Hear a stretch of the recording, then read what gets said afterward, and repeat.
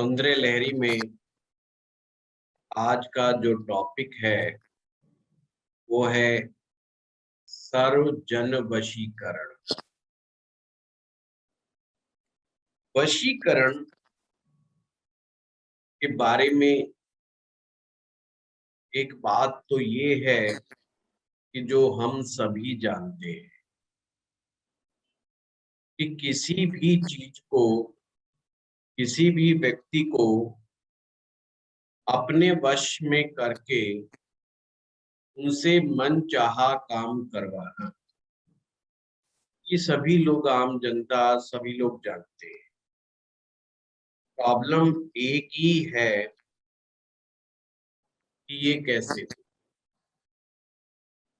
आज की क्लास बहुत ही शानदार रहेगी, परमेश्वर ने चाहा तो। कि ये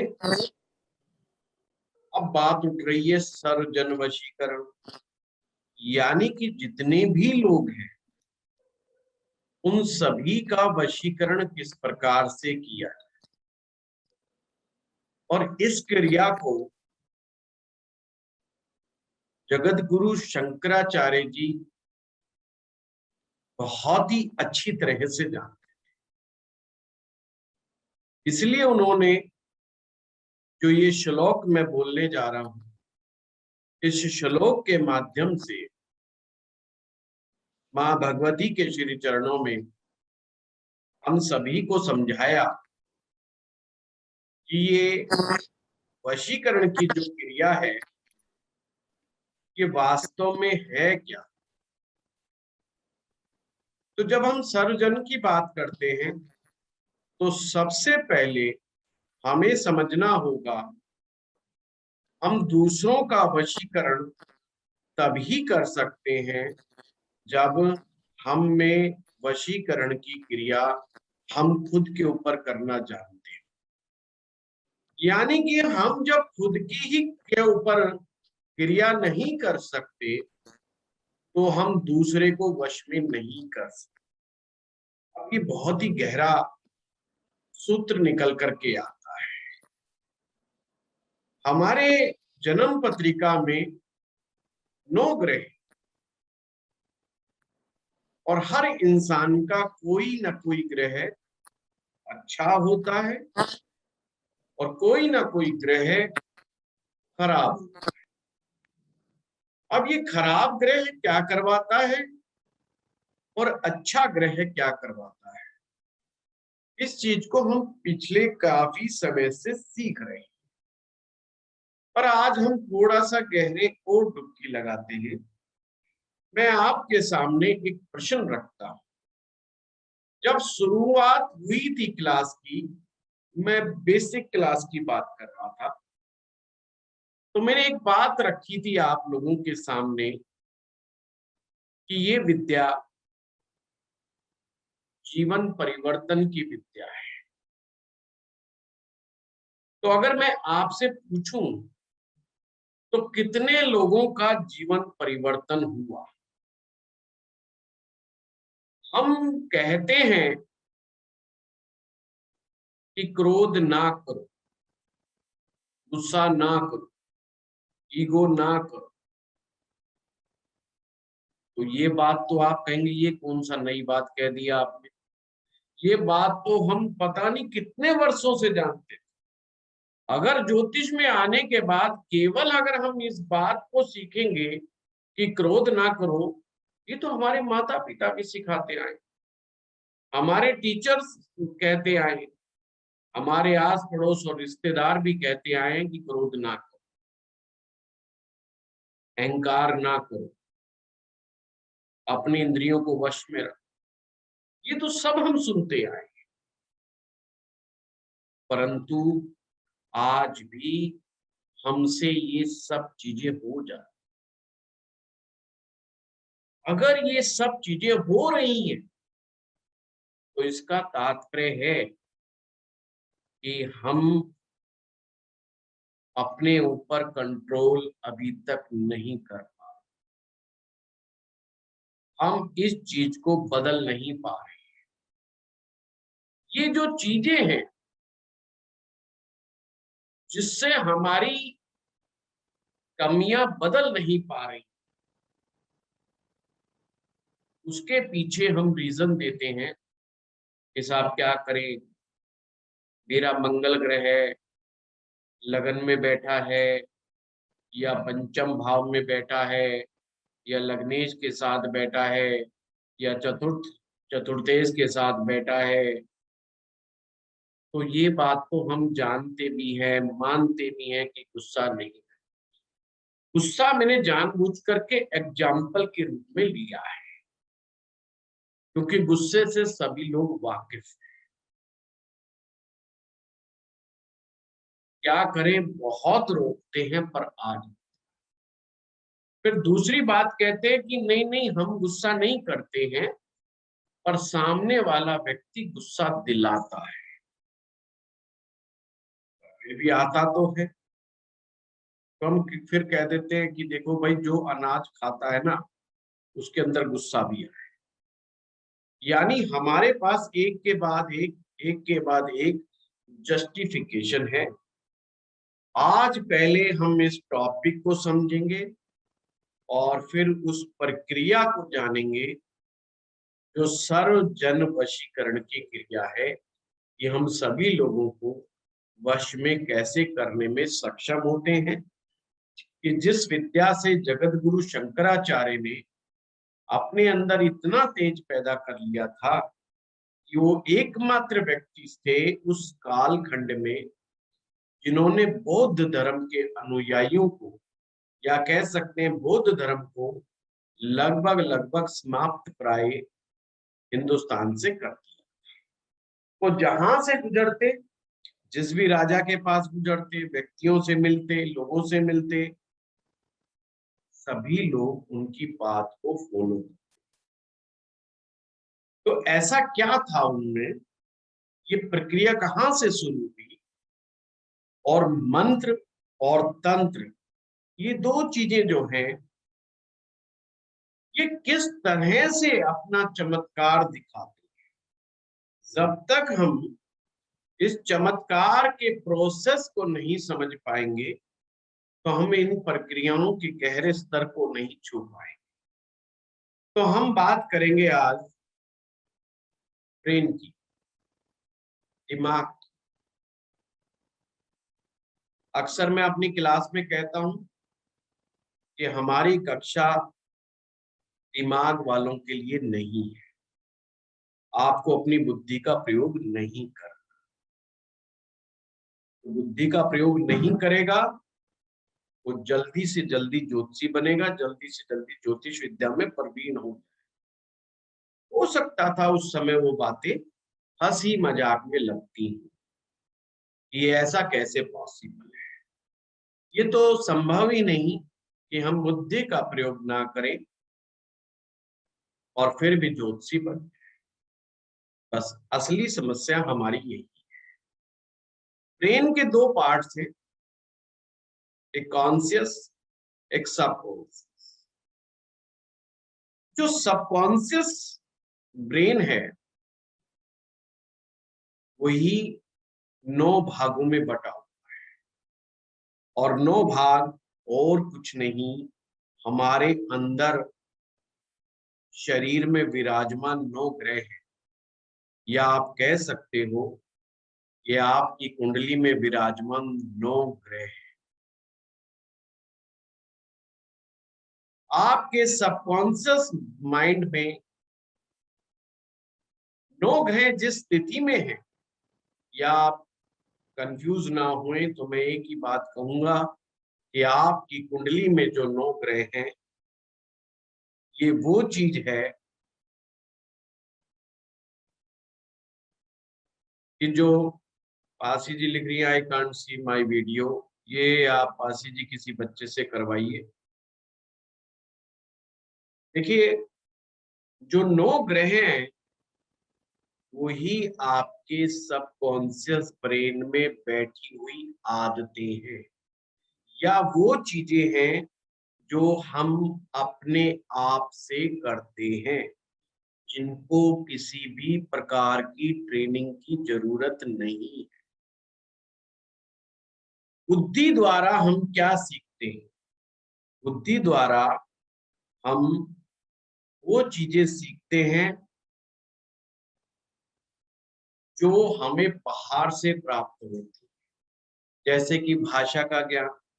हम जिस भाषा को सीखेंगे, जिस भाषा का प्रयोग करने लगेंगे, जिस भाषा की प्रैक्टिस करेंगे, एक ना एक दिन हमें वो भाषा आ जाएगी। Simple concept. ये हमें टीचर, हमारे मित्र, हमारे दोस्त, हमारे गुरुजन, ये सभी के सभी लोग बुद्धि को ही सिखा रहे हैं, यानी कि बुद्धि को ही ट्रेन कर रहे हैं। पर कमाल की बात तो ये है, अभी तक गुस्सा ना आने की बात हमारी बुद्धि के द्वारा समझी जाती है, पर असल ताकत बुद्धि के पास नहीं है। असल ताकत तो आपके 9 ग्रहों के पास है, जो आपके अंदर ही छिपे हुए हैं। इसलिए मैं कहता हूं ना, 9 ग्रह अगर आपके ऊपर है तो 9 ग्रह हमारे शरीर के अंदर विराजमान है। यही कारण है कि हर व्यक्ति के अंदर छुपी हुई चेतनाएं अलग अलग है, और वो हर व्यक्ति अपनी छिपी हुई चेतनाओं के अनुसार ही अपने आप से कुछ काम करता रहता है।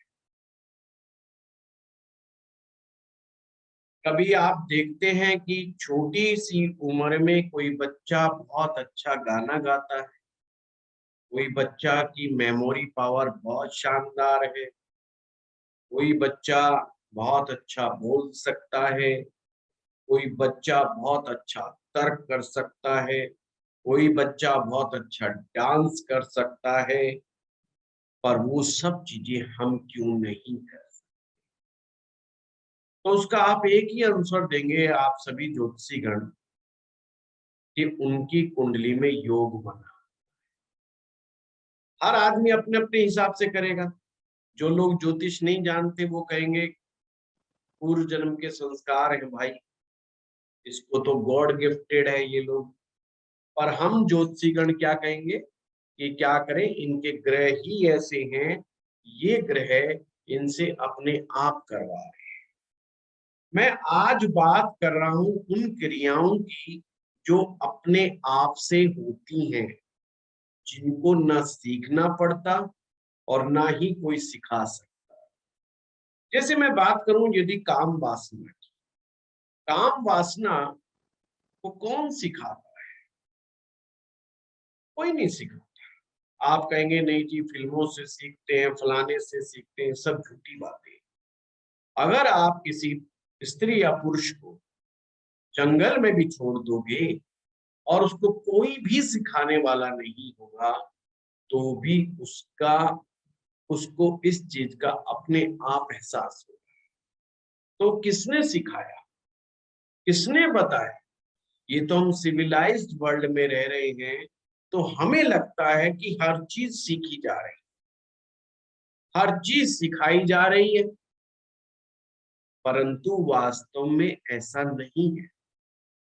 ज्योतिष में हम ग्रहों के द्वारा ये पता लगाते हैं कि कौन सी चीज आपके पूर्वजों से आ रही है, कौन सी चीज आपके प्रारब्ध से आ रही है, और जिनको हम अपनी बुरी दशा या अच्छी दशा के अनुसार देखते हैं। पर फिर हम कहते हैं कि सब कुछ जानते हैं, पर हम अपने आप को बदल नहीं पा रहे, हम अपनी लाइफ को चेंज नहीं कर सकते, क्योंकि हम ग्रहों से फाइट नहीं कर सकते। आज हम इसी चीज का विश्लेषण करेंगे, क्या ये सत्य है?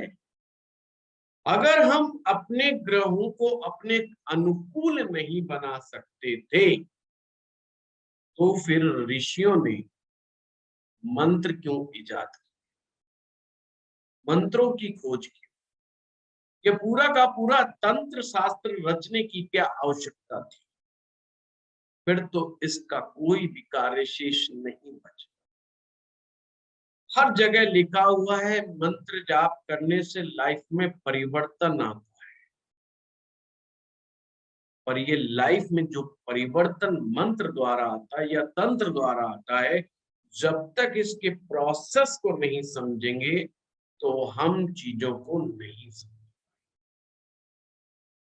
9 ग्रहों के जैसे स्थल बने हुए हैं, स्तर बने हुए हैं, इसी प्रकार से सब कॉन्शियस ब्रेन के भी 9 पार्ट्स हैं। और असली जो शक्ति छिपी हुई है वो बुद्धि में नहीं, वो सब कॉन्शियस ब्रेन के पास है। और हम कभी भी सब कॉन्शियस ब्रेन पर वर्क ही नहीं करते, हम मैक्सिमम जो वर्क करते हैं अपने बुद्धि पर करते हैं, और बुद्धि तो एक बार में ही जानता है। मैं आपको कुछ बात बताता हूं, मैं ज्योतिष का कोई सूत्र बताता हूं, आप एक ही बार में समझ जाते हैं, 2 बार में समझ जाएंगे, 3 बार में समझ जाएंगे, पर आप समझ जाएंगे, पर उस समझने से जिंदगी परिवर्तित नहीं होती। क्या कारण है कि हम अभी भी गलतियां करते हैं? क्योंकि बुद्धि की एक प्रकृति है, वो ज्यादा देर तक किसी चीज को संभाल करके नहीं रख सकती। और सबकॉन्शियस ब्रेन में जो चीज एक बार चली जाती है वो ऑटोमेटिक मोड पे चली जाती है, फिर वो अपने आप ही हर काम को करने लग जाती है। जैसे अक्सर मैं उदाहरण देता हूँ, एक गाड़ी चलाने वाला व्यक्ति जिसको एक बार गाड़ी चलाने का प्रोसेस उसके अगर सब कॉन्शियस ब्रेन में चला गया, तो अब उसने अगर शराब भी पी रखी होगी, अगर उसने नींद भी हल्की हल्की आ रही होगी, तो भी वो गाड़ी अपने घर के सामने ही रोकेगा, वो किसी भी इधर उधर नहीं जाएगा, क्योंकि उसके सब कॉन्शियस ब्रेन में गाड़ी चलाने का प्रोसेस घुसा हुआ। जो भी प्रक्रिया आप अपने सबकॉन्शियस के धरातल में पहुंचा देते हैं, वहां पर कोई भी प्रॉब्लम क्रिएट नहीं होती, वो प्रक्रिया अपने आप चलती रहती। आज का टॉपिक है वशीकरण, और मंत्र ही हमारे अंदर एक वशीकरण का प्रोसेस पैदा करते हैं। वास्तव में जो मंत्र की क्रियाएं हैं वो एक प्रकार से आपका ही वशीकरण करती हैं, आप ही की चीजों को मैनिफेस्ट करती हैं। इसीलिए वो चीजें जिसको हम मैनिफेस्ट करना चाहते हैं हमारे जीवन में उपलब्ध। आपने सुना होगा, मैं बार बार कहता हूं इस क्लास में, कोई भी मंत्र जाप करे उससे पहले आपको संकल्प लेना अनिवार्य है, क्योंकि बिना संकल्प के किया गया मंत्र अपना प्रॉपर रिजल्ट नहीं देता। इसका मतलब सीधा सीधा है कि जो इच्छा या जो चेंज आप लाइफ में चाह रहे हैं, उस मंत्र के द्वारा, वो मंत्र से आप क्या चाह रहे हैं वो प्रॉपर रूप से संकल्प के रूप में आपको करना चाहिए। अब हम बात करेंगे उन 9 ग्रहों में से, उन ग्रहों को आप सिलेक्ट कीजिए जो आपके खराब ग्रह। तो हम खराब ग्रह उन्हें मानते हैं, वह ग्रह जो अच्छी सिचुएशन में ना बैठा हो। नंबर 2, वह ग्रह जो अपनी अच्छी राशि में ना बैठा हो। नंबर 3, वह ग्रह जो वक्री अवस्था में हो। वह ग्रह जो पाप ग्रहों के साथ बैठा हो, वो ही हमारे जीवन में विवाद, फसाद और दुख प्रकट करता है।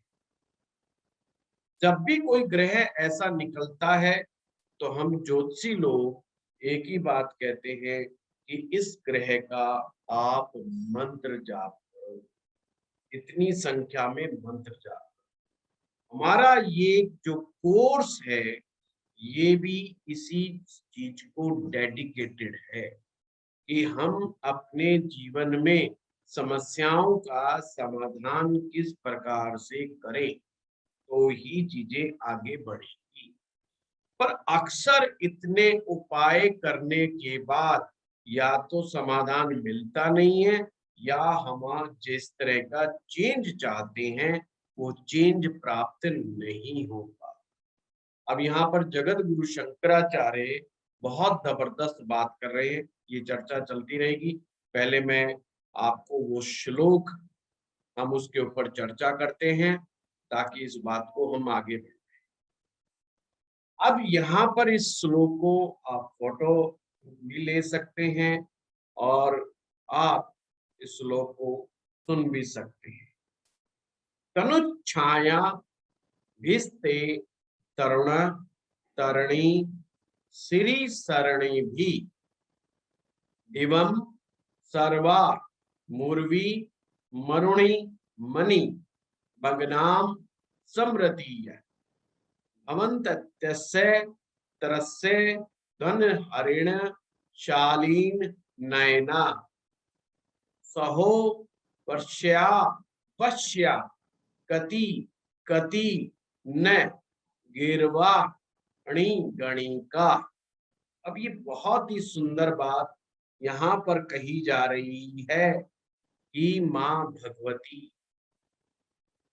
हे माँ भगवती, आपके शरीर इतना कांतिमय है, आपके शरीर में इतनी तरुणा है कि आपके शरीर की तुलना हम करते हैं उस बाल सूर्य से। बाल सूर्य का मतलब है जब सूर्य उदयमान हो रहा है, उसकी कुछ किरणें जो लालिमा लिए हुए और उसमें इतना तेज है कि वो तेज जो जंगल में हिरण है, जंगल में जो हिरण है, जो हिरणी देखी है, उसकी जो आंखें हैं वो बहुत प्यारी है। उन आंखों की तरह अति सुंदर और जो अप्सराएं हैं, स्वर्ग लोक की जो अप्सरा है उसमें से उर्वशी अप्सरा तथा गणिकाएं यानी कि समस्त सुंदर स्त्रियां वो भी आपके तेज को देख करके आपके वश में हो जाती हैं। अब यहाँ पर ये जो मंत्र है, ये जो श्लोक है, ये बड़ा ही सुंदर है, इसलिए इसको यहाँ पर कामराजकूट श्लोक का नाम इसे दिया गया है। कामराजकूट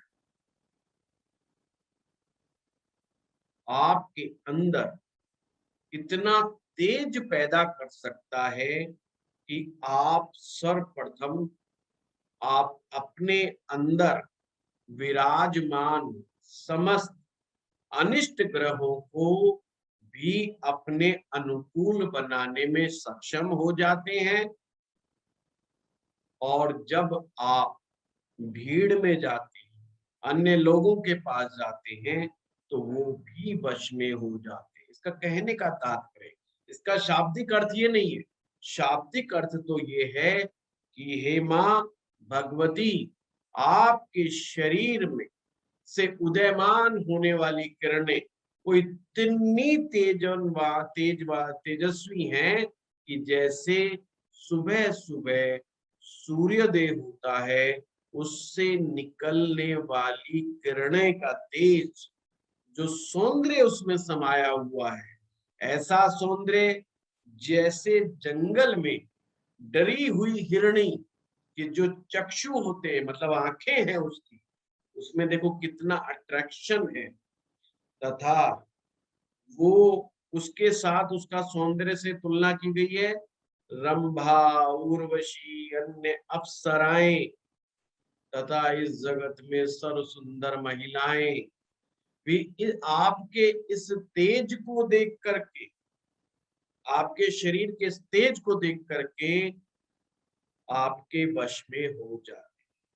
अब यहाँ पर जगत गुरु शंकराचार्य जी कह रहे हैं इस श्लोक को बार बार रिपीट करने से आपके शरीर में मैनिफेस्टेशन होने लग जाता है इस चीज का। जब आप बार बार ये मैसेज अपने सब कॉन्शियस ब्रेन को देने लग जाते हैं कि आपके अंदर इतना तेज आ जाता है, और जो चीज सब कॉन्शियस ब्रेन में चली जाती है वो अपने आप से एक्शन में आने लग जाती है। अब इसका तात्पर्य तो मैंने आपको समझाया, और तंत्र और यंत्र भी अब मैं समझाऊंगा, पर आप में से बहुत सारे लोग कहेंगे कि हम ये प्रक्रिया करते हैं कि हम अपने सबकॉन्शियस ब्रेन तक भी बात को पहुंचाने की क्रिया करते हैं। सबकॉन्शियस ब्रेन के पास मैसेज पहुंचाने का एक ही तरीका है, वो है बात को बार बार रिपीट करना। मंत्र की शक्ति किसमें है? मंत्र की शक्ति रिपीटिशन। मंत्र में शक्ति नहीं होती है, ध्यान रखना। मंत्र के जो शब्द हैं, जिस भी शब्द को आप बार बार बार बार रिपीट करेंगे, जो वास्तव में जो शक्ति पैदा होती है वो रिपीटिशन से होती है, और रिपीटिशन में एक अजीबोगरीब आकर्षण है। और मंत्र जब आपके सबकॉन्शियस ब्रेन को टच करता है, जब उसके अंदर जाने लगता है, तो आपके अंदर एक स्पंदन होता है, आपके अंदर एक हलचल होती है। पर वास्तव में चीजें कब बदलने लगती हैं, वास्तव में मंत्र कब काम करने लगता है? जब आप उसके बिल्कुल मिड में पहुंच जाते हैं। मिड में पहुंचने का मतलब है मंत्र जब इतनी बार रिपीट हो जाए कि वो आपके मध्य में चला जाए। मध्य में कौन है? मणिपुर चक्र। जैसे हमारे 7 चक्र हैं, जो हमारा मणिपुर चक्र है, जिसे नाभि चक्र कहा जाता है, नाभि चक्र तक वो मंत्र के द्वारा पैदा की गई फ्रीक्वेंसी जब आपके मणिपुर चक्र तक पहुंच जाती है, यानी कि आपके द्वारा दिया गया मैसेज मणिपुर चक्र नाभि चक्र तक पहुंच जाता है, तो समझो वो चीज आपके सबकॉन्शियस ब्रेन में पहुंच गई। अब वो अपने आप काम करने लगी, अपने आप। अब आपको कुछ करने की आवश्यकता नहीं है, वो चीज ऑटोमेटिक मोड पर चली गई। अब सबकॉन्शियस में क्या चीजें हैं? 9 ग्रह आपके सबकॉन्शियस में ही है, जो छिपे हुए हैं। जो अच्छे ग्रह हैं वो अच्छी अच्छी चीजें आपके दिमाग तक पहुंचा रहे हैं, आपकी बुद्धि तक पहुंचा रहे हैं, और जो बुरे ग्रह हैं वो अंदर से बुरे बुरे विचार आपकी बुद्धि तक पहुंचा रहे हैं। बुद्धि में बार बार कहता हूं, एक सिर्फ एक ऐसा टूल है जो चीजों को फिल्टर करती है। वो अपने एक्सपीरियंस के अनुसार, अपनी ट्रेनिंग के अनुसार, अपनी एजुकेशन के अनुसार, अपने डाटा के अनुसार, जो वो डाटा स्टोर करके रखती है बुद्धि, उसके अनुसार एक्शन रिएक्शन करती है। और जब भी कोई अच्छी बात या बुरी बात समझाई जाती है, तो सबसे पहले उसको बुद्धि टैकल करती है।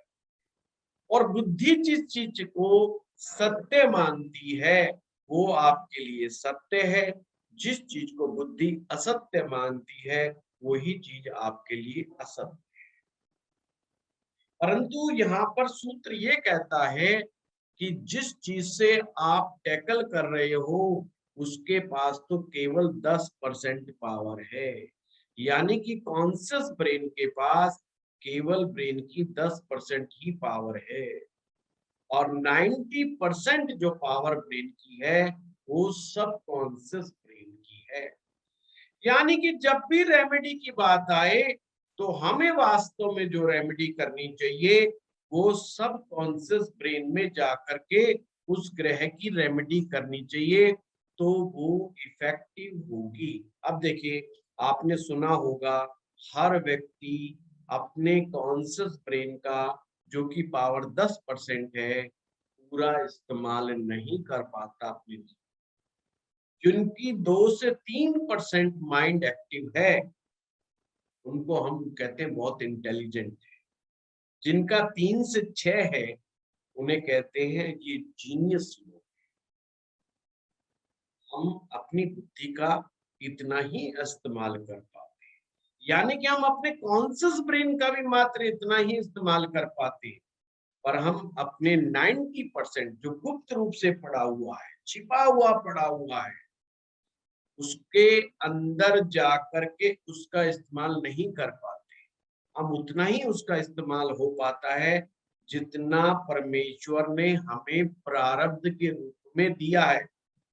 अब वो अच्छा दिया है, बुरा दिया है, क्योंकि हम कहते हैं ना षड्रिपु जो पढ़े थे आप लोगों ने, जो है काम, क्रोध, लोभ, मोह, अहंकार, ये सबके अंदर अलग अलग है। कुछ लोग जो है अलग तरीके से काम वासना है, किसी में क्रोध अलग तरीके से, लोभ हर व्यक्ति में होता है परंतु ज्यादा होता है, किसी में कम होता है। तो डिफरेंट डिफरेंट क्यों है ये सब चीजें? डिफरेंट इसीलिए है क्योंकि आपका जो ग्रह बुरा है उससे आने वाली बुराई, अगर वो ग्रह स्ट्रोंग होगा तो ज्यादा मात्रा में होगी, और अगर वो अच्छा होगा तो वो कम से कम मात्रा में नेगेटिव चीज देगा। तो जो ग्रह अच्छे हैं वो उतना ही अपनी अच्छी चीजें आपके अंदर प्रकट करते हैं। यही कारण है कि कुछ लोग बड़े अच्छी इमेजिनेशन पावर रखते हैं, बड़ी अच्छी कविताएं पढ़ सकते हैं, बड़ी अच्छी कविताएं लिख सकते हैं, बहुत अच्छी कहानियां लिख सकते हैं। वो कौन सी पावर है? अर्थात उनके सब कॉन्शियस में बैठे हुए ये ग्रह उनके परमेश्वर ने प्रारब्ध में पहले से ही एक्टिव कर रखे, पर हम चाहे तो हम उनके अनुसार काम नहीं कर। अब ज्योतिष का सूत्र क्या कहता है? आपको 9 के 9 ग्रह एक्टिव करने की जरूरत नहीं है, यानी कि सही करने की आवश्यकता नहीं। एक सामान्य जीवन जीने के लिए आपके लिए एक ग्रह ही बहुत अच्छा है। अगर एक ग्रह भी आपका बिल्कुल सही तंदुरुस्ती के साथ काम करता है, यानी कि आपके सबकॉन्शियस के अंदर एक कोई अच्छी चीज जो छिपी हुई है अगर वो ही प्रकट होने लग जाए तो आपको फायदा अपने आप इस लेवल पे मिल जाएगा कि वो आपके जीवन यापन के लिए बहुत है। जिनके पास 2 ग्रह हो जाते हैं वो अपना जीवन बहुत ही सुख पूर्वक बिताते, और 3 ग्रह वाला तो राजा बन जाता है। अब देखिए मात्र इतनी सी बात, पर हम बहुत ज्यादा परेशान रहते हैं कि मेरा फलाना ग्रह खराब हो गया, मेरा तो मंगल खराब है, मेरा शनि खराब है, मेरा फलाना ग्रह खराब। हम 2-2, 3-3 ग्रहों को लेकर के चलते रहते हैं और रेमेडी भी करते हैं, पर वो रेमेडी वर्क नहीं कर पाती। क्यों नहीं कर पाती? क्योंकि रेमेडी को हम बुद्धि के द्वारा करते हैं। जो भी चीज हमेशा ध्यान रहे, रेमेडी जो भी बुद्धि के द्वारा की जाएगी वो काम नहीं करेगी। इसलिए हम अक्सर हमारे गुरुजी कहा करते थे रेमेडी में दिमाग मत, डायग्नोज करने में दिमाग जरूर लगाओ पर बुद्धि का इस्तेमाल रेमेडी करने में मत लगाओ। इसलिए कहा जाता है रेमेडी जितना आप विश्वास रेमेडी में करेंगे, रेमेडी उतना ही अच्छा आपके साथ काम करेगी। अगर आप रेमेडी में दिमाग लगाओगे तो वो अच्छी तरह से काम नहीं कर पाएगी। इसी प्रकार से वशीकरण है। तंत्र का पहला सूत्र जानो नहीं मानो, कि मान लो कि तुम्हारे अंदर इतनी शक्ति है कि मां भगवती की तरह ही तुम्हारे अंदर इतना तेज है कि जिसके सामने बाल सूर्य भी फीका पड़ जाए। तो इसको आपको बार बार रिपीट करना है, इस थॉट को रिपीट करना है, और इतनी बार रिपीट करना है कि आपके ये मध्य भाग में हो जाए। ये इसी प्रकार से है जैसे फिजिक्स में समझाते हैं कि जो आपका ये गोल चक्रा होता है, मेन पावर गोल चक्कर में ना हो करके उसके सेंटर पॉइंट के अंदर सारी की सारी ताकत होती है। उसका जो सरकमफ्रेंस है, उस सरकमफ्रेंस पर सारी ताकत नहीं होती। इसको दूसरे एंगल से समझो, ये बुद्धि का और इन कौन से खेल क्या है इसका। जैसे हम अपने घर का कीमती सामान कभी भी हमारे घर की चार दीवारी के ऊपर नहीं रखते। हमारी जो मेन चार दीवारी होती है, हम घर का कीमती सामान कभी भी नहीं रखते। चलो भाई ये हमारा सोना है और इसकी पोटली बनाओ और इसको हम गेट के वाली दीवार के साथ रखाते हैं, नहीं होता ना। तो इसी प्रकार से हमारे अंदर भी जो बाहरी दूरी है, जो बाहरी वातावरण है, वहां पर खजाना नहीं छिपा हुआ। हमें अगर खजाने को ढूंढना है तो हम कहाँ रखते हैं? घर में। हमारे सबसे मैक्सिमम लोगों के घर के सेंटर पॉइंट में खजाना मिलता है, यानी कि घर के अंदर से भी अंदर वाले हिस्से में हम खजाना रखते हैं, और उसमें से भी उस भाग में खजाना रखते हैं जहां पर कोई व्यक्ति चाह करके ढूंढ नहीं पाता, मतलब बाहर का। मतलब हम अपना पूरा दिमाग लगाते हैं अपने धन को छिपाने के लिए। यही कारण है कि प्रकृति ने भी अपना पूरा हिसाब किताब लगाया है कि खजाना कहाँ पर छिपा हुआ है, असली शक्ति कहाँ पर है। आपके रोग को ठीक करने के लिए, आपको धनवान बनाने के लिए, आपकी समस्याओं का समाधान करने के लिए, जहां पर असली शक्ति छिपी हुई है वहां तक हम अपनी बात को पहुंचा नहीं पाते। अगर हम किसी भी तरीके से उस गुप्त खजाने यानी कि मध्य भाग तक अगर अपने विचार को, अपने थॉट को पहुंचाने में यदि कामयाब हो जाएं, तो मंत्र हमारे जीवन में चमत्कार के रूप में काम करता है। हमें समझ में आ गया होगा। अब समझिए कि मंगल ग्रह का मैंने उदाहरण लिया था। कहते हैं कि जिनका मंगल लगन में हो, पंचम में हो, या लग्नेश पंचमेश के साथ हो, या लगन और पंचम के साथ दृष्टि संबंध हो, तो व्यक्ति को गुस्सा आता ही आता। ये बात बिल्कुल ठीक है। पर अगर वो व्यक्ति अपने इस विचार को, अपोजिट विचार, क्योंकि ग्रह खराब है, ध्यान रखिएगा, जो ग्रह आपका खराब है उस खराब ग्रह को आपने अपोजिट विचार देना है। क्या विचार देना है? कि मुझे गुस्सा नहीं आता है। गुस्सा तो आता है, ये तो वास्तविकता है। बुद्धि क्या कहेगी? ऐसा कैसे हो सकता है, गुस्सा तो आता है, कल ही तो आया था, अभी तो आया था।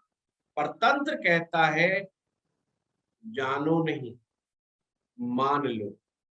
बुद्धि से बात ही नहीं करनी, इसको इग्नोर करो, इसको करो इग्नोर। ये घटना बिल्कुल उसी प्रकार से है जैसे आपने अपनी कोठी के बाहर एक चौकीदार बिठाया होता है। चौकीदार बिठाया होता है। अब घर का मालिक जो है, जो रियल मालिक है, रियल ओनर है, उसको जब गुस्सा आता है वो फटाफट बाहर आता है और बड़ा बवाल काटता है। हाँ हल्ला मचा, हाँ हल्ला तो उसने मचा दिया। अब मचा मुचू करके, शोर मचा करके वो अपने गुस्सा जब आया, आने के बाद शांत भी होता है। वो शांत हुआ, फिर वो वापस घर में पहुंचा। चौकीदार बाहर बैठा है। अब चौकीदार की बस की बात ये नहीं कि अपने मालिक को रोक दे, वो उसे तो रोक नहीं सकता। बेशक वो चौकीदार बंदूक लेके बैठा हुआ, उसका क्योंकि मालिक को रोकने की हिम्मत नहीं है। अब जब वो अंदर चला गया तो दूसरा आदमी आता है पड़ोस का और चौकीदार को कंप्लेंट करता है। क्या कंप्लेंट करता है? यार तुम्हारा मालिक बहुत बोलना, हल्ला नहीं करना चाहिए, शोर नहीं मचाना चाहिए, गुस्सा नहीं करना चाहिए। अब चौकीदार क्या कहेगा? वो यही तो कहेगा, हाँ हाँ गुस्सा बिल्कुल नहीं करना चाहिए, ये बड़ा खराब होता है जी गुस्सा, गुस्सा बिल्कुल भी नहीं आना चाहिए, और गुस्सा किसी को भी नहीं आना चाहिए। वो आदमी कंप्लेंट करके चला गया और वो चौकीदार फिर बंदूक लेके बैठ गया। अब समझ में किसको आया कि गुस्सा नहीं करना चाहिए? चौकीदार को आया ना समझ। क्योंकि दूसरा आदमी चौकीदार को समझा के गया है। अब चौकीदार कहेगा ये बात तो मुझे पहले भी पता था, जो मुझे समझाई जा रही है। बस यही क्रिया हमारे साथ होती है।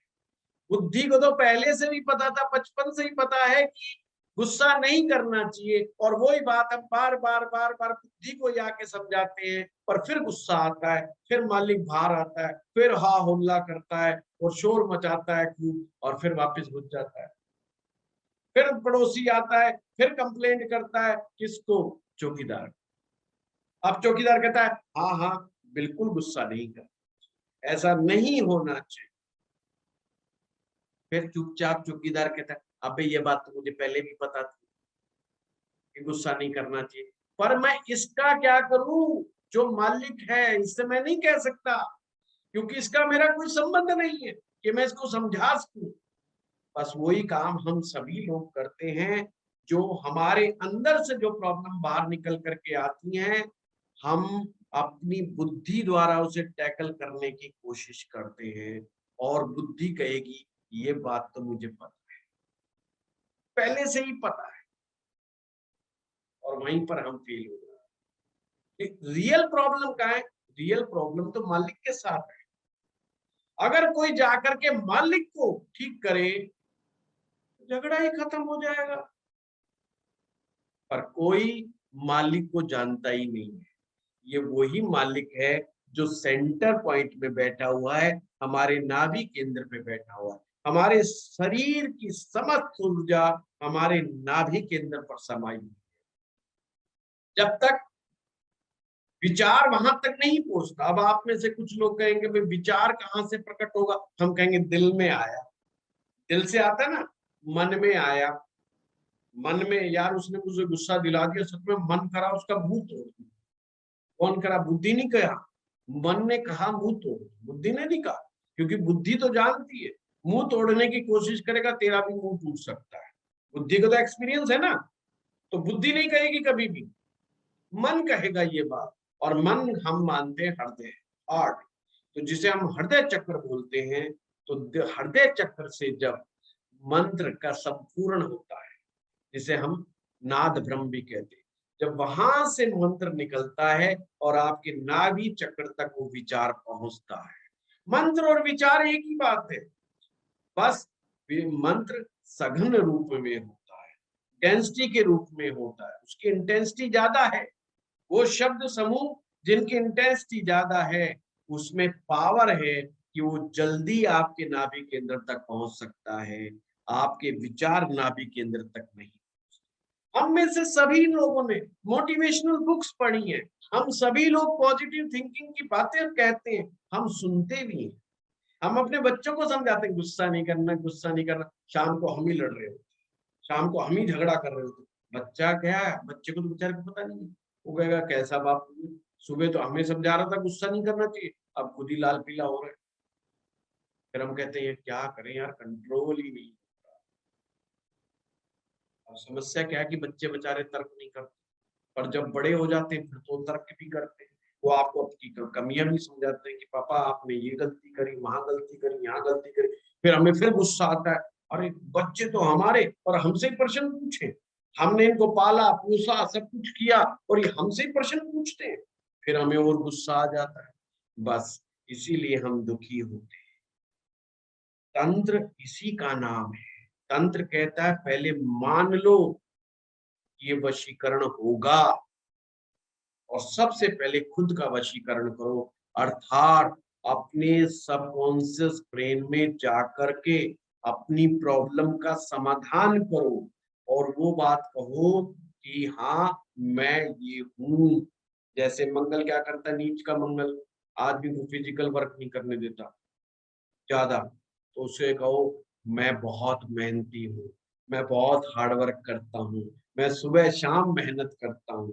आप बार बार बार बार इस बात को जब रिपीट करते हैं, तो मंगल कहेगा अच्छा आपने मंगल का परिवर्तन किया है। जैसे ही आप मंगल का परिवर्तन सब कॉन्शियस में जाकर के करने लगेंगे, तो आप देखेंगे कि अब मंगल के नेगेटिव इफेक्ट्स नहीं आ रहे। इसलिए आप लोग ज्योतिषी लोग हो, अपने ग्रहों को खराब या ठीक ठीक कहो, खराब मत करो। अब सबसे पहले हमें अपने आप ठीक करना। इसलिए जो ज्योतिषी बहुत तर्क कुतर्क करते हैं, जो विद्यार्थी बहुत तर्क कुतर्क करते हैं, तो आप ये ध्यान रखना उनका ज्योतिषी बनना उतना ही लंबा होता चला जाता है, जल्दी नहीं बन पाते क्योंकि वो तर्क यानी कि बुद्धि में उलझ करके रह जाते हैं। हमें ये मानना है कि हम ज्योतिषी बन गए, हमें ये मानना है कि सामने वाला जो पढ़ा रहा है वो अच्छा पढ़ा रहा है, ठीक पढ़ा रहा है। अगर इस क्लास के अंदर अगर 27 लोग हैं, 27 के 27 क्लास में आने से पहले कहें कि आज क्लास बहुत अच्छी होगी, आज हमें नया कुछ सीखने को मिलेगा, तो मेरी हिम्मत नहीं है कि मैं कुछ गलत पढ़ा दूं। आप लोगों के वाइब्रेशंस मुझे अच्छे से अच्छा करवाएंगे ही करवाएंगे। आप अब ये सब कुछ आप लोगों के हाथ में कि कितना अच्छा आप मुझसे करवा पाते हैं, कितना अच्छा आप सीख पाते हैं या सिखा पाते हैं। तो ये चीज यहाँ पर है इसी श्लोक में। प्रदीप जी कुछ कहना चाह रहे हैं आप? अच्छा अच्छा, कैमरे के बहुत नजदीक आए, मुझे लगा कि आप कहना चाह रहे हैं। चलिए, तो अब हम इस सूत्र के ऊपर फिर से वास्तव में चलते हैं। हाँ सॉरी, पहले हम ग्रह की बात कर रहे थे। मैं ये कहना चाह रहा हूं कि सबसे पहले आप उस ग्रह को पकड़िए जिससे आपको लगता है कि मुझे दुख मिलता है, जिनकी दशाओं में आपको दुख मिलता है, उसी ग्रह के मंत्र को आपको बहुत गहरे स्तर में चाहिए। बिल्कुल पॉइंट मिले होते हैं, जैसे आप बार बार कहते हैं ना, पहले बुद्धि से बोलेंगे। मंत्र कभी भी आदमी शुरुआत में हृदय से नहीं बोलता है। हमारे गुरुजी कहा करते थे कि मंत्र को पहले शरीर में एंट्री होगी, शरीर से मन में एंट्री होगी, और मन से फिर वो नीचे के धरातल पर जाएगा और फिर चमत्कार घटित। शुरुआत में हम मंत्र में दिमाग लगाते हैं और मंत्र में तो दिमाग लगाना ही नहीं। इसलिए हमारे गुरुजी बहुत अच्छी बात कहा करते थे। कई बार मैं भी उनकी बात को शुरू शुरू में मैं नजरअंदाज करता रहा, क्योंकि बुद्धि वाला आदमी हूं, तो मुझे लगता था ऐसा कैसे हो सकता है। हमारे गुरुजी बड़ा प्यारा सूत्र देते थे कि मंत्र जाप कर रहे हो तो मंत्र का रहस्य मत जानो, मंत्र जाप करना है तो मंत्र के रहस्य को मत जानो। तो इसलिए इस बात को बड़े 3 बार बोलते थे कि मंत्र जाप करना है तो शब्द के अर्थ को मत जानो। शब्द का अर्थ तो व्याकरण का शास्त्री करता है, और व्याकरण का जो शास्त्री होता है वो बुद्धि में उलझ करके रह जाता है, वो बुद्धि में उलझ करके रह जाता है। तो मंत्र जिस स्तर के ऊपर काम करते हैं वो बुद्धि का स्तर नहीं है। एक बड़ी अच्छी कहानी हमारे गुरुजी सुनाते थे इस विषय के अंदर। एक बार बड़ा पढ़ा लिखा शास्त्री आ गया, और बड़ा व्याकरण का पढ़ा हुआ, बड़ा विद्वान, शब्दों का कला का मतलब एक एक शब्द के अर्थ को जानने वाला, पर्यायवाची जानने वाला। तो किसी सिद्ध पुरुष के पास आया, साधु के पास। तो सिद्ध पुरुष क्या करते थे, वो मंत्र देते थे सभी को कि अच्छा मेरा ये दुख है, अच्छा इस बीज मंत्र का जाप करो, इस मंत्र का जाप करो। और वो किसी को रहस्य नहीं बताते।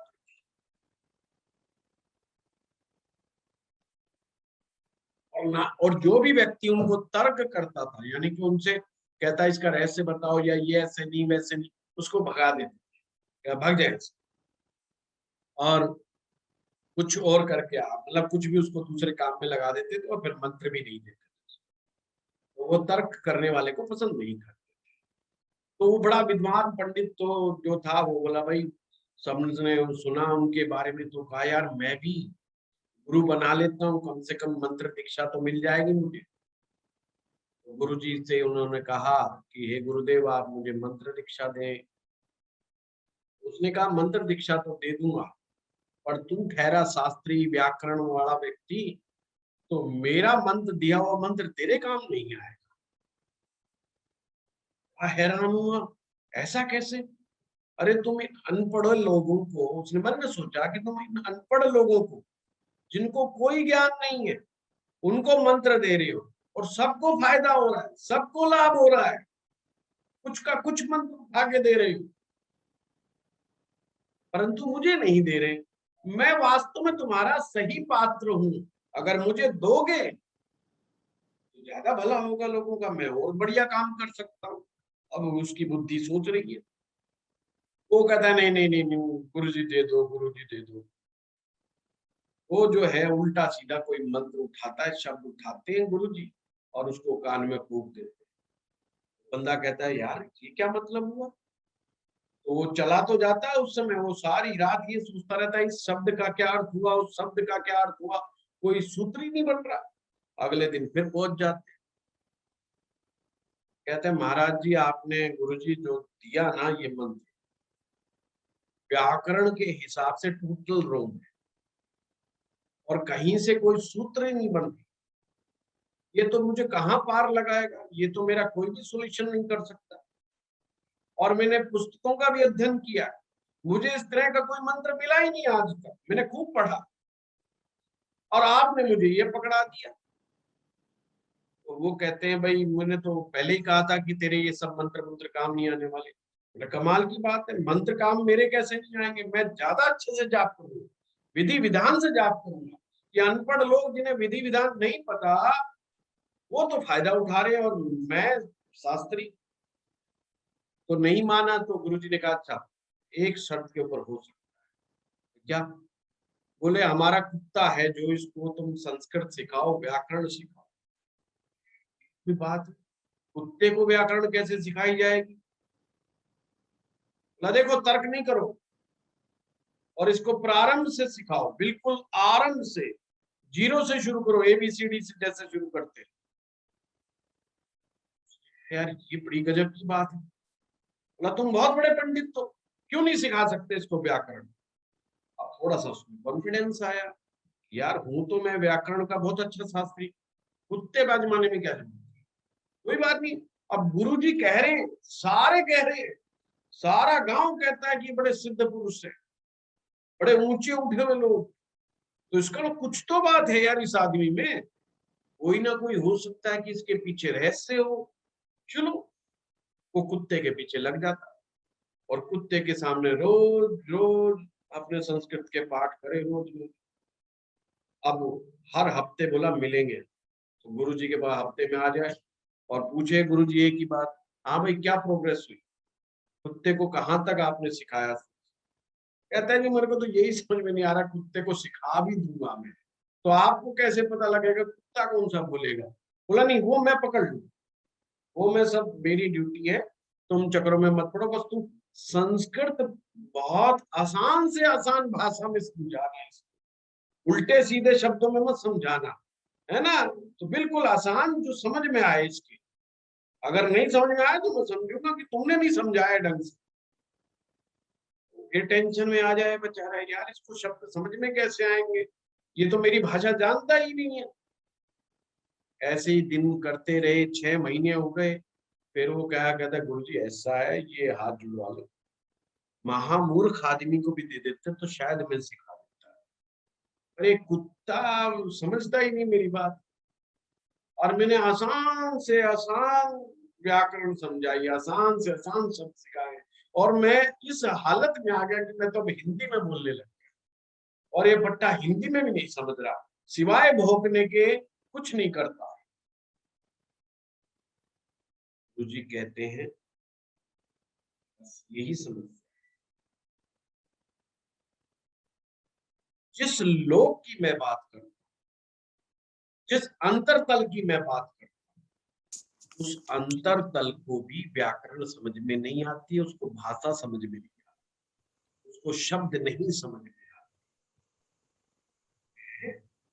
बोला हाँ, जिस स्तर के ऊपर जाकर के मैं तुम्हारे अंदर परिवर्तन पैदा करना चाहता हूं, जो चमत्कार पैदा करना चाहता हूं, वहां पर ना तो शब्द काम करते हैं, ना व्याकरण काम करते हैं, ना बुद्धि काम करते, और तुम हो कि बुद्धि का इस्तेमाल करे पड़े। तुम कुत्ते के पीछे पिल गए, तुम कुत्ते के ऊपर बुद्धि का इस्तेमाल कर रहे हो। अरे बुद्धि पर बुद्धि से तो आदमी नहीं सुधरा, तो तुम कुत्ते को सुधारने चल गए। ऐसे बुद्धि से आदमी नहीं सुधरा। गुरुजी हाथ जोड़ के कहता है गुरुजी देखो मैं तर्क तो नहीं करूंगा, और फिर भी मेरे अंदर बड़ी बेचैनी हो। बोला क्या? ये शब्द जो है ना समझ में नहीं आ रहा मेरे, कि बुद्धि से आदमी नहीं सुधरता। कहता कहाँ सुधरता है? तेरे अंदर कोई तो अवगुण होगा, बोला नहीं नहीं नहीं नहीं, मैं शराब नहीं पीता, मैं दारू नहीं पीता, मैं ये नहीं करता, मैं वो नहीं करता। बोला जा सोच के आ, कल मिलेंगे कि तेरे अंदर क्या हो। बड़ा आंख बंद करके सोचिए, बोला बिल्कुल ध्यान लगा कर। तो पूरा का पूरा वो ध्यान लगाता है कि कोई कमी खोजूं, कोई कमी खोजूं।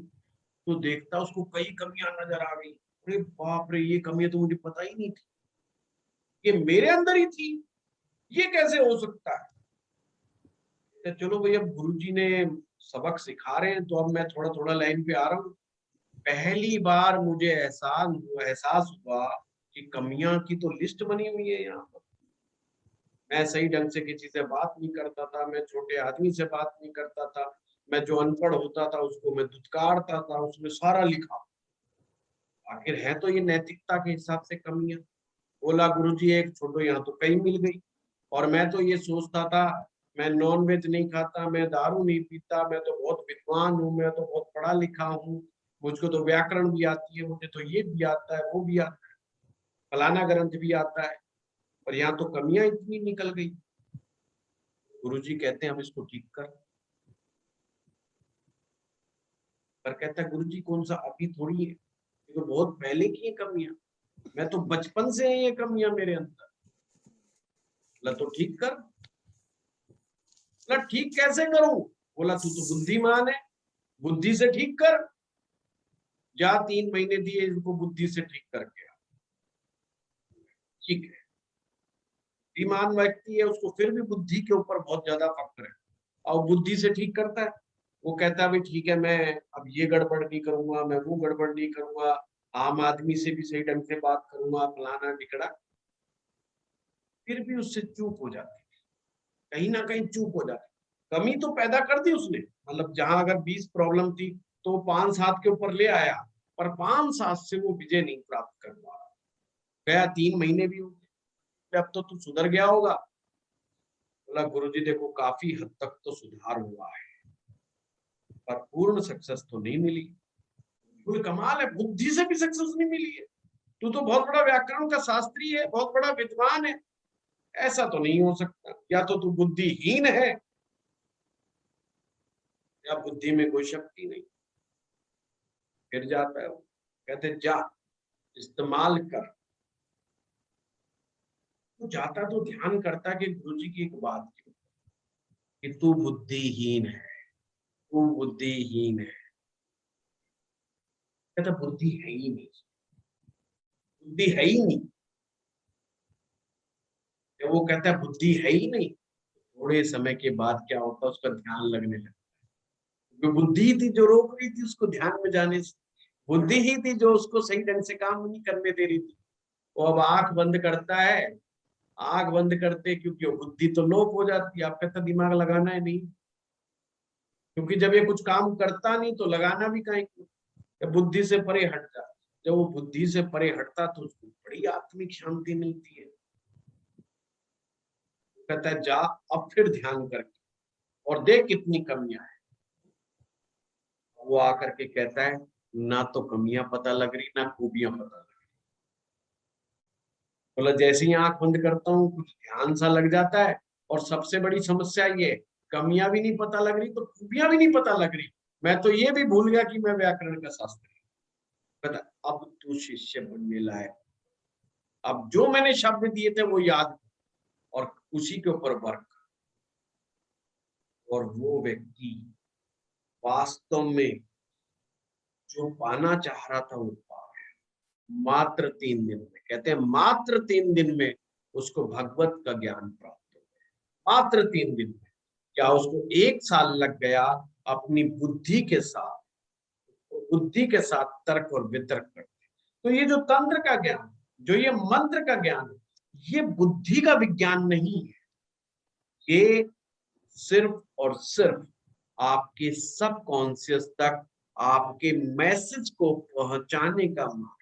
अगर आपने ये सोचना शुरू कर दिया कि मैं बहुत ज्यादा मैग्नेटिक, मेरे अंदर एक चुंबक लगा हुआ है मेरे शरीर के अंदर, जिससे हर आदमी आता है और मेरी तरफ खींचता है, मेरे अंदर इतना आकर्षण है कि मेरी बात को मानने के लिए मजबूर हो जाता है, तो आप देखेंगे कि केवल यही चीज और ये नहीं बुद्धि का इस्तेमाल मत कर देना। बुद्धि बार बार कहेगी झूठ बोलता है, झूठ बोलता है।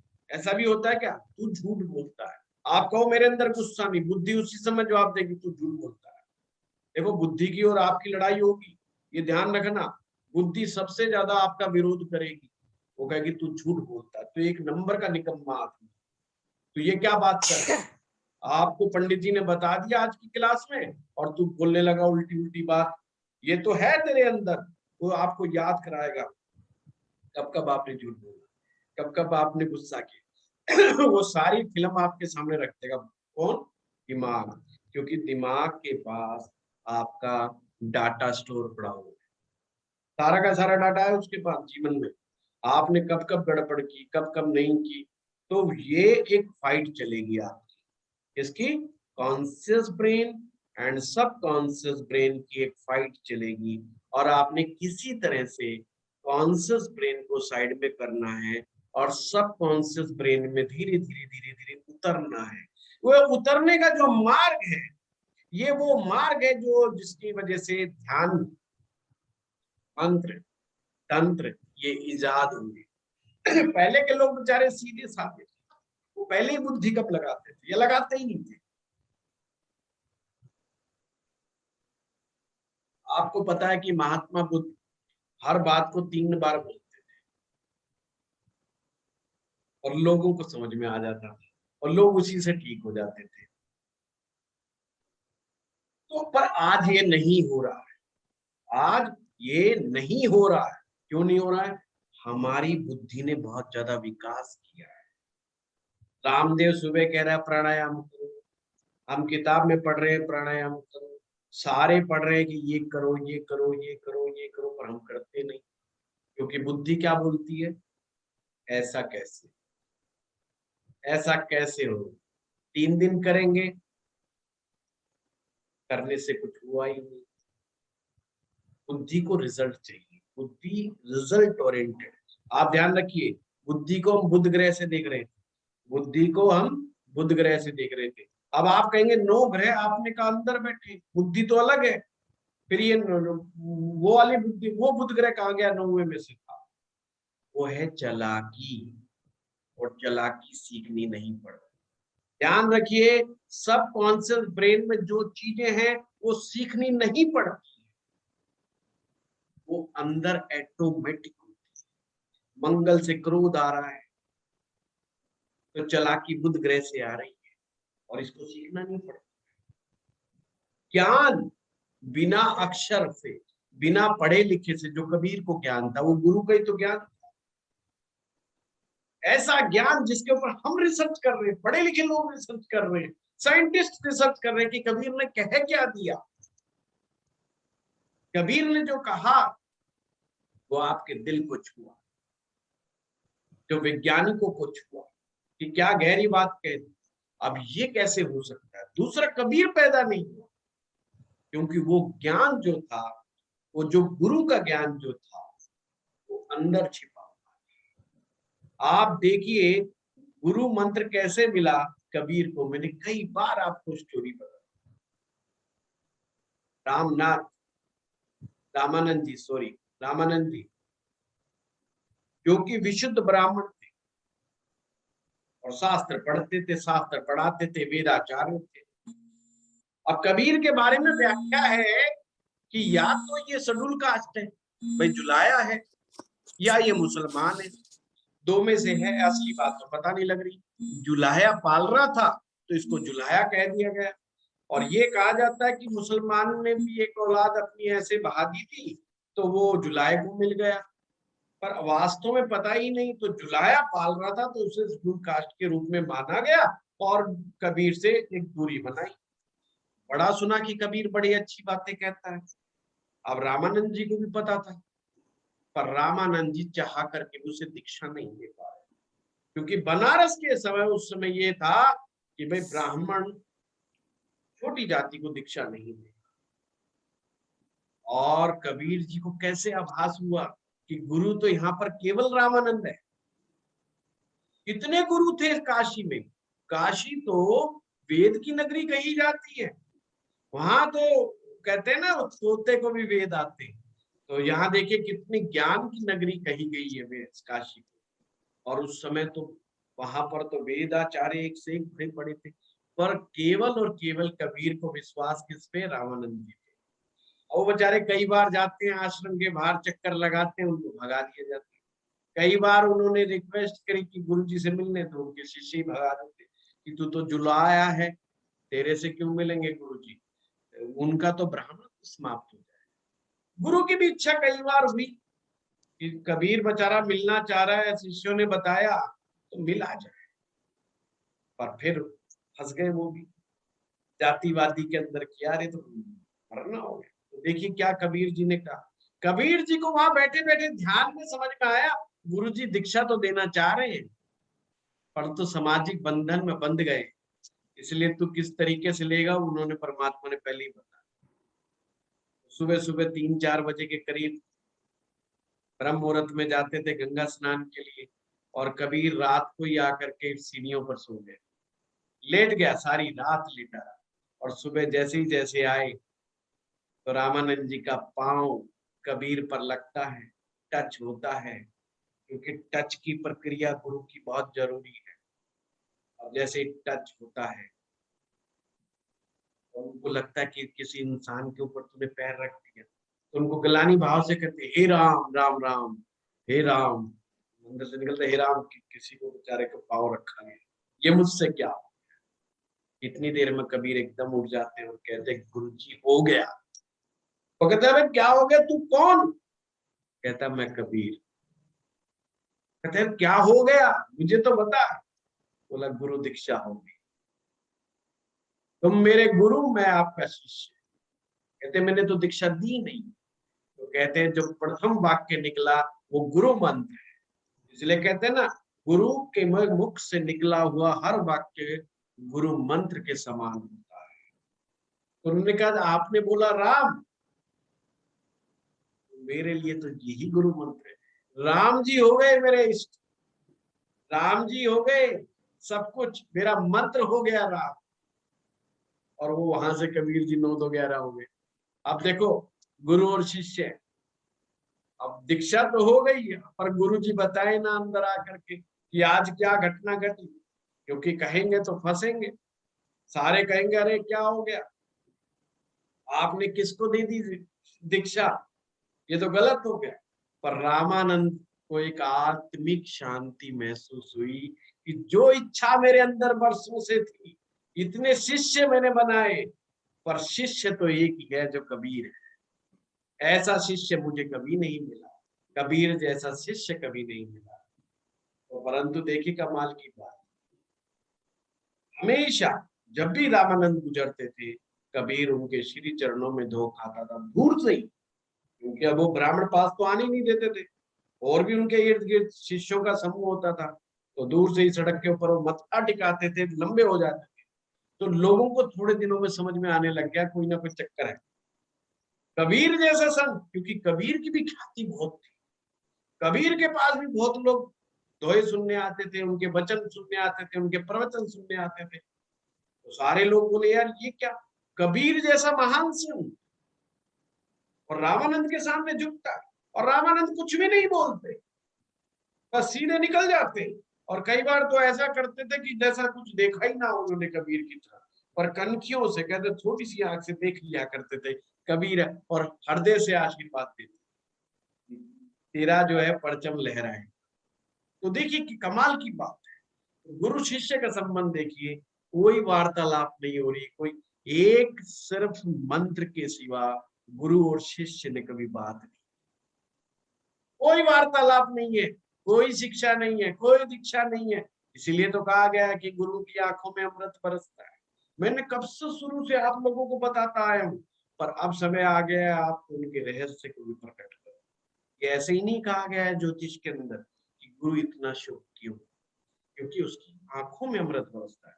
गुरु का सानिध्य मिले ना मिले, गुरु का अमृत मिले आपको, वो बहुत जरूरी है।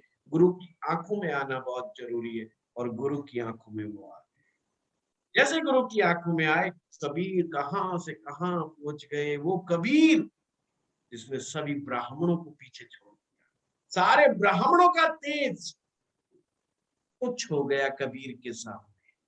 कहते हैं सारे ब्राह्मणों के वेद के संस्कृत का ज्ञान और विज्ञान भी पीछे रह गया। जो कबीर के दोहों ने काम कर दिया वो तो ब्राह्मणों के संस्कृत के वेद भी नहीं काम। और जो प्रतिष्ठा कबीर ने बनारस में प्राप्त की, ये बहुत कठिन है कि ब्राह्मणों के बीच में पूजनीय हो जाना। और वो भी है छोटे मोटे ब्राह्मण नहीं, पाखंडी ब्राह्मण नहीं, जो रियल में वेदाचार्य ब्राह्मण थे। और कितनी अच्छी बात कही उन्होंने, कभी मैंने कागज को छुआ नहीं, कलम कभी हाथ में ली नहीं। उन्होंने कभी भी लिखा नहीं, क्योंकि लिखना जानते ही नहीं, पढ़ना आता ही नहीं। फिर भी जो महाविद्वान कहलाए और कितने बड़े बड़े शानदार दोहे रचे। और उनसे जब भी कोई बात करता था ब्राह्मणों की, क्योंकि छोटी जाति के लोग ज्यादा आते थे उनके पास। आज भी एक जाति बनी हुई है कबीर पंथी, एक रविदास पंथी, कबीर पंथी। वो क्या कहते थे? वो कहते थे सारे ब्राह्मण हमसे ईर्ष्या करते हैं। कबीर तुमसे बहुत सारे ऐसे ब्राह्मण हैं जो तुमसे ईर्ष्या करते हैं। वो कहते थे नहीं, एक ब्राह्मण ऐसा है जो मुझसे ईर्ष्या नहीं करता है और नहीं कर सकता है। वो कहते थे तुम्हारा तेज चारों तरफ फैल रहा है, इसीलिए ब्राह्मण तुमसे ईर्ष्या करते हैं। वो कहते नहीं, एक ब्राह्मण ऐसा है जिसकी कृपा से मैं तेज प्राप्त कर। समझ में किसी को नहीं आता था ऐसा कौन सा ब्राह्मण आ गया? कोई इनके पास आता ही नहीं और कबीर ब्राह्मण के पास जाते नहीं, दोनों में वार्तालाप होती ही नहीं, किसी भी ब्राह्मण के साथ इनका कोई संबंध नहीं। फिर ऐसा कौन सा ब्राह्मण आ गया जो ऐसी ऐसी बातें कबीर जी कहते? और वो हमेशा राम का गुणगान करते, राम की बातें करते। देखो क्या चीज।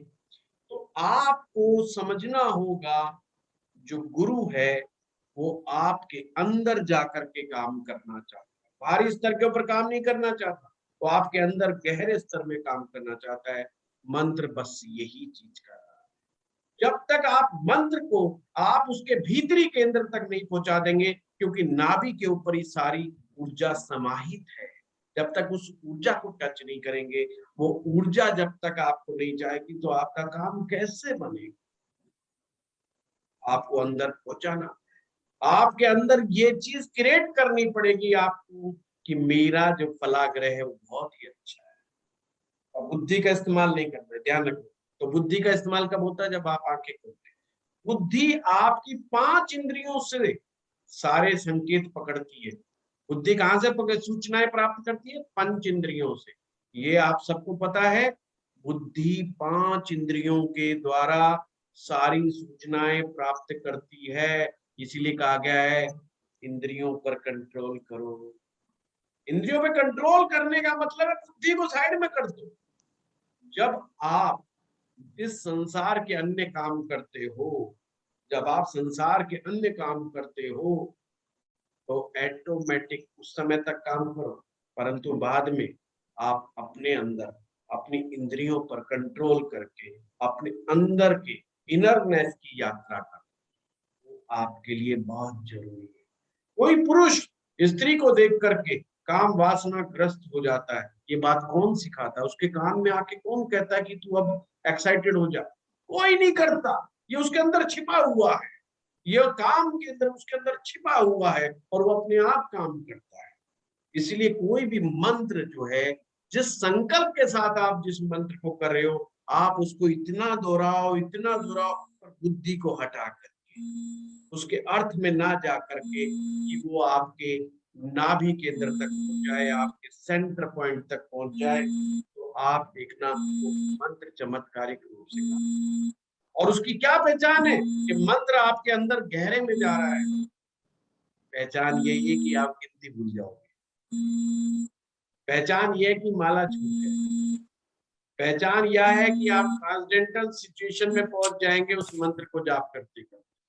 यही उसकी पहचान है। अगर आपको गिनती याद रहती है, अगर आपको माला याद रहती है, तो समझ लेना मंत्र बुद्धि के स्तर पर हो रहा है। और बुद्धि के स्तर पर कोई मंत्र काम नहीं करता है, कोई विचार काम नहीं करता है। फिर तो सिर्फ बुद्धि और 5 इंद्रियों का ही खेल चलता रहता है। और वो तो हम सब खेल ही रहे हैं, वो तो सब हम कर ही रहे हैं, अपनी चालाकियां दिखा ही रहे हैं, अपना दिमाग लगा ही रहे हैं, सब काम तो हम अपने आप कर ही रहे हैं अपनी बुद्धि के द्वारा। इसलिए बुद्धि को आप ध्यान से समझना, बड़ा गहरा सूत्र बता रहा हूं, कमाल हो जाएगा इस सूत्र के बाद। बुद्धि को हम किस ग्रह से देखते हैं? बुध ग्रह से। बुध ग्रह से देखते हैं, सभी मानते हो। और बुध ग्रह क्या है? Important planet. देखो शास्त्र ने कितनी बड़ी बात लिख दी, वेदांग में क्या लिख दिया। बुद्धि को बुद्ध से देखते हैं और बुद्ध तो इंपोर्टेंट है, यानी उसमें कुछ सर्जन करने की शक्ति ही नहीं है। और हम इंपोर्टेंट प्लेनेट के पीछे लगे पड़े हैं, हम अपनी बुद्धि के पीछे लगे पड़े हैं कि हर काम करेंगे बुद्धि लगाएंगे। बुद्धि से कभी सृजन नहीं, बुद्धि से कभी कुछ नया नहीं बनता। जितने भी वैज्ञानिक हुए हैं, आप चाहे टेस्ला को देख लो, आप चाहे आइंस्टीन को देख लो, कोई कहता ही नहीं बुद्धि की बात। उन्होंने विजुलाइज किया कि अगर ऐसा हुआ तो क्या होगा। उन्होंने उस चीज को ख्वाबों में अपने विजुलाइजेशन के अंदर देखा, 3D के अंदर देख रहे हैं वो एंगल बना करके, अगर ऐसा हुआ तो ये होगा, ये होगा, और ये तो है ही, ऐसा ही होगा। जब उसके कॉन्शियस में, सॉरी सब कॉन्शियस में ये चीज पूछती कि ऐसा तो होगा ही। जहाज बनाने वाला जब ये सोचता है कि ऐसा जहाज बनेगा ही, तो ये तो कितनी मेहनत करता है वो उसके लिए। आप सोचो अगर आपकी बुद्धि ये कहे कि ये नहीं हो सकता, तो आप काम भी नहीं करोगे, बिल्कुल काम नहीं करोगे। अगर आप ये अंदर से मान लो कि ये तो होगा ही, तो काम करेगा। इसलिए मंत्र करने से पहले मान लो कि ये तो होगा ही, मंत्र मेरा काम करेगा ही। कोई दुनिया की ताकत है नहीं है जो इस मंत्र को काम करने से रोक सके। फिर करके देखो और गहरे गहरे में चले जाओ। गिनती मत करो, इसलिए मैं कभी भी गिनती नहीं बताता। मैं कहता हूँ हमेशा 10 मिनट, 20 मिनट, आधा घंटा टाइम देख के करो, ताकि, और पहले बुद्धि के स्तर पर होगा, फिर शरीर के स्तर पर होगा, फिर मन के स्तर के ऊपर होगा। जब मंत्र मन से मंत्र है, जब मन के स्तर के ऊपर जब मंत्र होने लग जाता है, तो आप ट्रांसडेंट सिचुएशन में पहुंच जाते हो। माला भी छूट जाती है, सब कुछ छूट जाता है। इवन ना तो आपको देवता दिखाई दे रहा होता, ना कुछ दिखाई दे रहा होता, दूसरी उसमें चले जाते हो आप। कौन सी अवस्था में आ जाते हो? ऐसा लगता है नींद आ रही है, नींद आ रही है। ध्यान रखना, नींद आना बहुत जरूरी है। इसलिए नींद आ जाती है कुछ लोगों को, तो डरो मत, मंत्र जाप के समय नींद आ गई, ये तो होना ही था, ये तो होना ही था। नींद नहीं आ रही है, मामला गड़बड़ है। परंतु नींद आए, कॉन्शियस से सबकॉन्शियस में जाते समय जब नींद आती है, अच्छा है। नींद बहुत इंपॉर्टेंट है, ये मौत की तैयारी है, ये मौत की प्रैक्टिस है। जब हम गहरे स्तर के अंदर नींद लेते हैं, तो हम मौत का आनंद लेते हैं। अचानक से जिसके साथ मौत आ जाती है ना, बहुत बड़ी समस्या खड़ी हो जाती है, क्योंकि उसने उस चीज को देखा ही नहीं, उसने उसको महसूस किया ही नहीं। तो सोइए ऐसे जैसे मौत आ गई हो, सोइए ऐसे कि कल उठना ही नहीं है, और उठिए ऐसे कि अब सोना ही नहीं। तो ये विचार आपके अंदर एक क्रांति पैदा करते हैं। आप समझिए बात को, जिस ग्रह ने आपको गड़बड़ किया ना, उसका अपोजिट करना शुरू कीजिए। मेरा फला ग्रह बहुत अच्छा है, मेरा सूर्य बहुत अच्छा है, और सूर्य को विजुलाइज कीजिए आंख बंद करके कि सूर्य भगवान आपके सामने प्रकट हो गए हैं, और सूर्य से वार्तालाप कीजिए। और उन्हें ये मत कहिए, हे भगवान तूने मुझे ये नहीं दिया, हे भगवान तूने मुझे ये नहीं दिया, वो नहीं दिया, फलाना नहीं दिया, ना ना ना। हे सूर्य नारायण भगवान, आपने मुझे बड़ा मान सम्मान दिया, मान सम्मान के देवता है ना।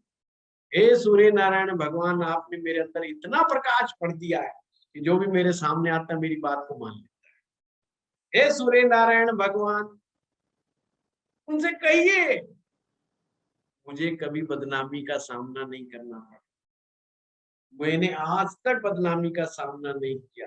क्यों? क्योंकि आप मेरे आराध्य हैं, आपसे मेरी बातचीत है, आपसे मेरा संबंध है, आपसे मेरा रिलेशन है, इसलिए मुझे कभी कुछ नहीं होगा ही नहीं, मुझे जीवन में मुझे कभी बदनामी नहीं मिलेगी, क्योंकि मुझे विश्वास है आपका आशीर्वाद।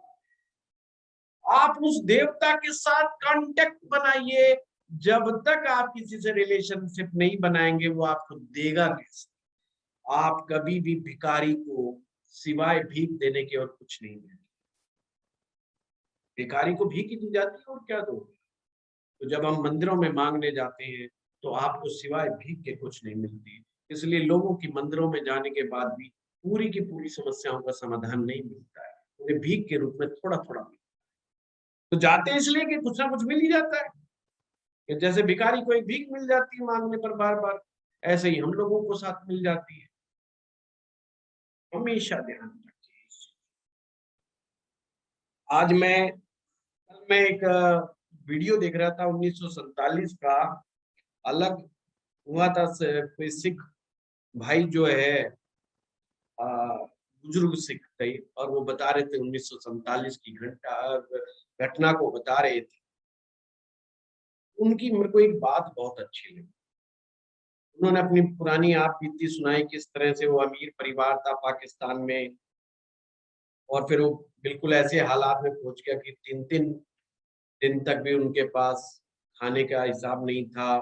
उनकी माँ को बर्तन मांजने पड़े, तो वो रोते हुए कहते हैं कि उनके परिवार के कुछ लोग मारे गए, उनके पिताजी को मार दिया गया। तो आने के बाद वो बहुत अमीर आदमी बना, और इस समय दिल्ली के अंदर है, बहुत बड़ा प्रॉपर्टी डीलर है, बहुत ज़मीनें हैं उसके पास, बहुत जायदाद है, और वो ढंग से पढ़ नहीं पाया, कभी हलवाई का काम करा, कभी किसी चीज़ का काम करा।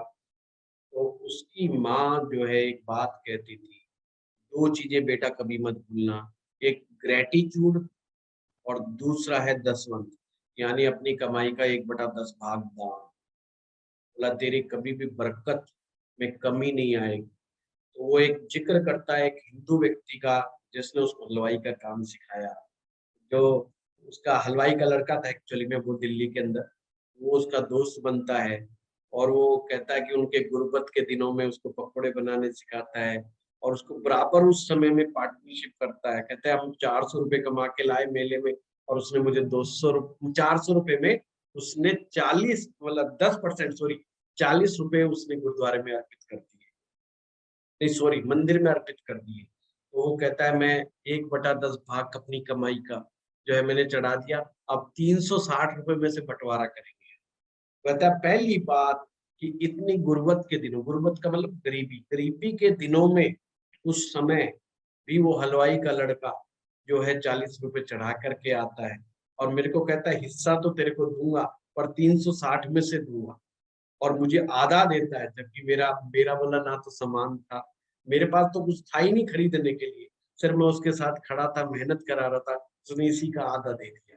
उसने कहा कोई बात नहीं, मौज कर। तो वो कहता है मैं उस आदमी का सदा एहसानमंद रहूँगा, कि उसने उस गरीबी के दिन में जब मैंने 1 रुपया भी धंधे में नहीं लगाया था, तो भी मुझे 50% दिया। बोला वो आदमी भी ज़िंदगी में बहुत तरक्की कर गया, वो अब डेथ कर गया, पर वो कहता है मैंने वो चीज़ मेरी माँ की बताई हुई और मेरे दोस्त के द्वारा की गई, मैं आज तक वही काम, अपनी कमाई का 1/10 भाग निकाल के रखता हूँ, और ग्रैटिट्यूड, ज़िंदगी में जिस भी आदमी ने मेरे ऊपर थोड़ा-सा भी मेरे लिए मदद की, मैं उसको कभी नहीं भूलूँगा। तो एटीट्यूड और ये दसवंध ये बहुत ही शानदार प्रक्रिया है, और हम लोगों को भी कुछ ना कुछ इसके बारे में सोचना आवश्यक है ना। ग्रैटिट्यूड बहुत बड़ी चीज़ है, तो हमें भी बुद्धि के स्तर से आगे बढ़ना चाहिए। ये जो हमारी तंत्र की, मंत्र की जो क्लास है, ये इसी बात को दिखाती है कि हमें बुद्धि के स्तर से आगे बढ़ कर के अपने गहरे में अंतर में उतरना चाहिए। ये चीज़ें जब ही आपके लिए काम करेंगी, अदरवाइज़ इन चीज़ों का कोई विशेष महत्व नहीं। जब आप इन श्लोकों को बार-बार रिपीट करते हैं, बार-बार रिपीट करते हो, और रिपीट का मतलब ये है उस तरह के एहसास को अपने अंदर ये मान के चलना है कि नहीं होगा, आप सोचिए, एक तंत्र की पुस्तक में बड़ी अच्छी बात लिखी कि क्या वो भूतों को काबू में कर सकते हैं, तो उनके दिलों में उनकी मानसिक दशा क्या है? उनकी मानसिक दशा एक ही होती है कि मैं भूत को काबू में कर सकता हूँ।